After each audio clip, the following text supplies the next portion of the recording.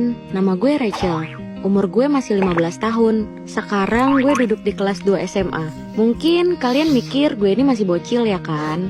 Ya emang iya, tapi semua pengalaman dan hal-hal yang terjadi di dalam hidup gue membuat pola pikir gue menjadi lebih dewasa. Ya kayak kata orang-orang, didewasakan oleh keadaan. Gue mau ceritain tentang kehidupan di dalam keluarga gue. Ya mungkin ini termasuk cerita sedih. Gue harap gak akan pernah terjadi di kehidupan kalian. Jadi siapin tisu buat ngelap air mata dan inges ya. Hehehe. Pertama-tama gue mau bilang kalau gue anaknya nolep abis. Gue juga introvert gitu. Jadi punya temen cuma 1 atau 2 orang lah. Dan gak begitu akrab juga. Kalau boleh jujur, sebenarnya gue selama ini gak berani cerita ke siapapun. Sampai akhirnya gue memberanikan diri untuk speak up dan ceritain kayak gini, biar lega aja. For your information, gue anak kedua dari 3 bersaudara. Yap, anak tengah. Kehidupan gue pun juga di tengah-tengah. Kaya enggak, miskin enggak, cantik enggak, jelek juga enggak, pinter juga enggak, bodoh juga enggak. Jadi kehidupan gue bener-bener biasa aja, gak ada yang istimewa. Bahkan gak pernah pacaran karena gak ada yang mau sama gue. Loh, kok malah curhat? Skip. Jujur li, gue gak pernah deket sama kedua orang tua gue. Kalau mau deket pun kayak ada batasan gitu. Selain itu, gue juga takut sama mereka. Dari kecil gue udah sering dapet kekerasan secara fisik dari orang tua gue. Dan yang paling parah ya dari ayah gue. Suka cubit, mukul, atau gak segan-segan ngebentak gue sampai mental gue ngedrop. Saat gue beranjak dewasa, mereka udah jarang main kekerasan fisik ke gue, tapi diganti dengan kekerasan secara mental. Dari perkataan mereka yang menyakitkan, dan ini lebih menyakitkan daripada kekerasan fisik.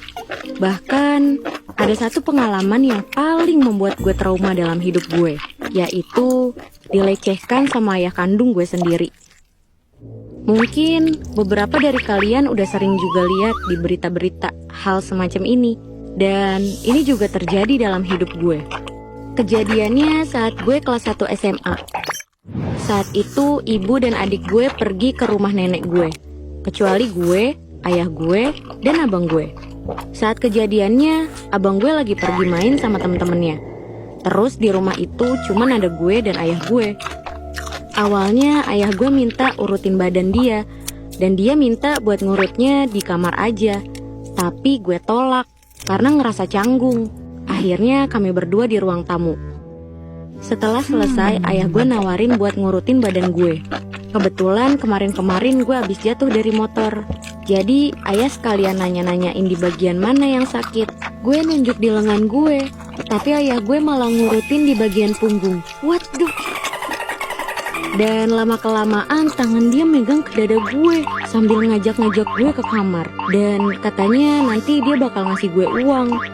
Di situ gue cuman bisa shock banget. Gue bingung mau ngelakuin apa. Dan gue pernah baca orang yang mendapat pelecehan seksual memang gak bisa ngapa-ngapain dan gak berani melawan, atau hanya bisa diem ketakutan karena memang shock banget. So please jangan judge gue yang gak bisa ngeberontak. Gue mau kabur, tapi badan gue ditahan sama ayah gue. Dia bilang, masa takut sama ayah sendiri? Padahal justru karena dia begini gue jadi takut. Ini bener-bener biadab, di luar nalar cok. Dan tiba-tiba terdengarlah suara motor yang datang dari luar. Iya, itu abang gue. Ayah gue langsung berhenti dan keluar nemuin abang gue.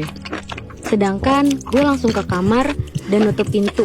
Masih dalam keadaan shock, gak tahu mau berbuat apa. Akhirnya gue nangis pelan-pelan supaya gak ada yang dengar. Gue masih gak percaya ini terjadi dalam hidup gue. Gue bener-bener bingung. Tangan gue gemeteran. Jantung gue berdegup lebih kencang dari biasanya. Sesek banget. Gue awalnya berpikir mau ceritain sama abang gue, tapi gue masih belum berani. Akhirnya gue cuma bisa diem di kamar sampai malam tiba. Dan ibu sama adik gue pun pulang. Gue berniat mau ceritain sama ibu gue, tapi kalau ngomong langsung gue gak sanggup. Jadi gue ketik itu di HP dan nyuruh ibu gue baca. Posisi itu ada adik gue, ibu gue, dan gue lagi duduk di depan rumah. Di saat-saat ibu gue lagi baca, gue ngeliat dari jendela ada ayah gue ngintip dari dalam rumah.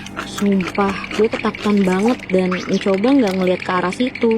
Dan gue berpikir pasti ayah gue tahu gue mau ceritain itu ke ibu gue. Akhirnya lama-kelamaan ayah gue pergi dan udah nggak ngitip lagi. Akhirnya ibu gue selesai ngebaca itu dan